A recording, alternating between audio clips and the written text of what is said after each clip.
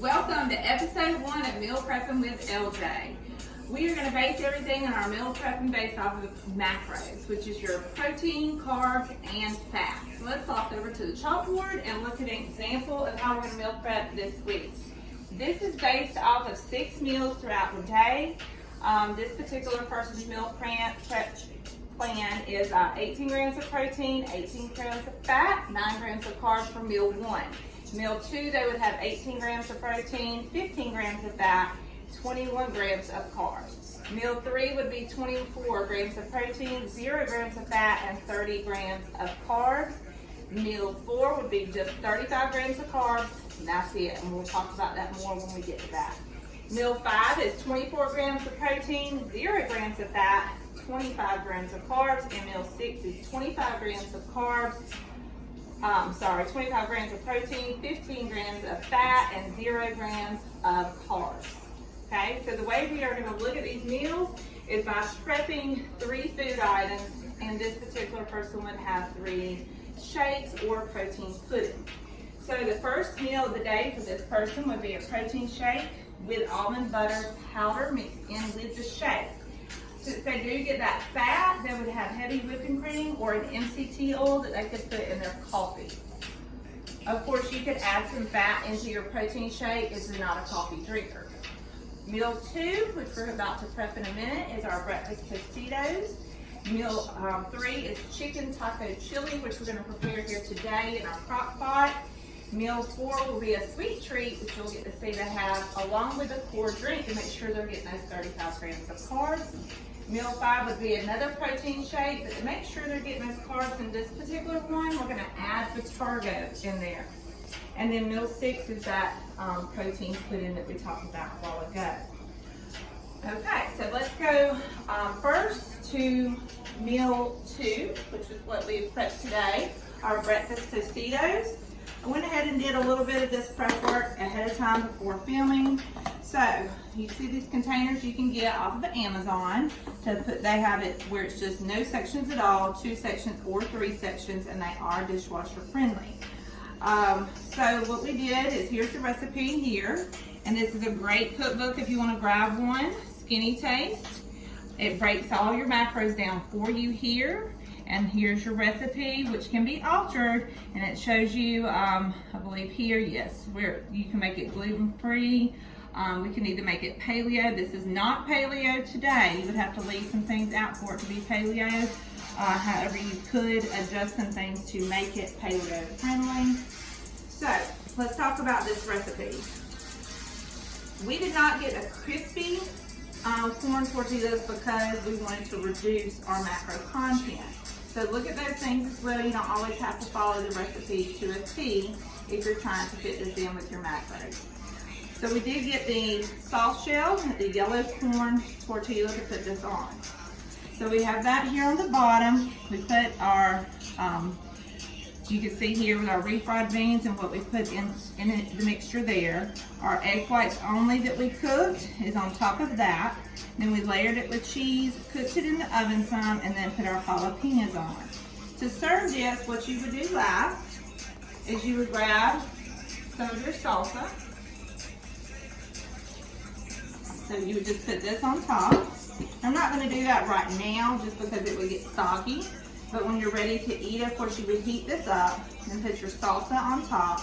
And then we cut up some cilantro to put on top of that. And this is fresh cilantro. You want to try it fresh instead of dry. So that would be meal 2, because remember meal 1 is your protein shake. Okay? Now going into meal 3, which we are going to make here today on the show. And that is your chicken taco chili. So it's just in the crock pot. I've already started mine preheating it because it's gonna, if you want to keep it on low, it would take 10 hours to make this. But if you want to keep it up on high, which is what I have it, it's gonna take 6 hours. So you can see the recipe, and you're literally just gonna dump everything in here. I'm just gonna start with the frozen corn. I did make the taco seasoning ahead of time. And that is homemade, so you don't want to buy your own taco seasoning. You do want to make that yourself. So I put the corn in there. Now I'm just gonna put my rotel in there, which is just your tomatoes with your chilies. We're gonna add some extra chilies as well. Again, if you wanted to make this paleo friendly, then you would need to leave a few items out, specifically the beans.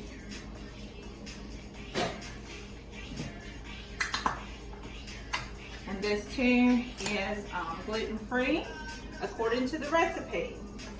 Do look at your contents when you're purchasing things to make sure that you are making sure that everything has no wheat in it if you cannot have gluten.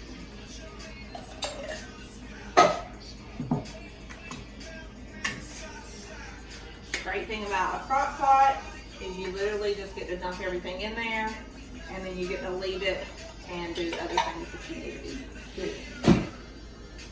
So I've mixed all the vegetables, tomato sauce, tomato paste in here. I'm now going to take the taco seasoning that I made earlier and sprinkle that on top. And now just stir that in as well. And the chicken you want to put on top of your vegetables. It's just going to sit on top, and about, I would say, about 30 minutes before you're going to stop, you want to take the chicken out, shred it, and then put it back in for the additional 30 minutes, and then you're done. So it's a very easy go-to thing. This would be what that person would eat every day for meal 3 for lunch, okay? And this is based off of somebody who doesn't mind eating the same thing every day. This is based off of a 5-day week, and then altering their plan for the weekend. Now let's talk about why we're doing that and why this is broken down the way it is. It's broken down this way because this particular person works out in the afternoon, about an hour to an hour and a half. So this is based around their training that they do during the week. Okay, the weekend, of course, would look a little bit different depending on if they were doing active recovery or higher intense workout or just taking a complete rest day. Okay? All right, so now that takes us to meal 4, which is our sweet treat that we get to have. And before I go to that, I'm just gonna wash my hands real quick since I did touch the chicken, and then move over to that.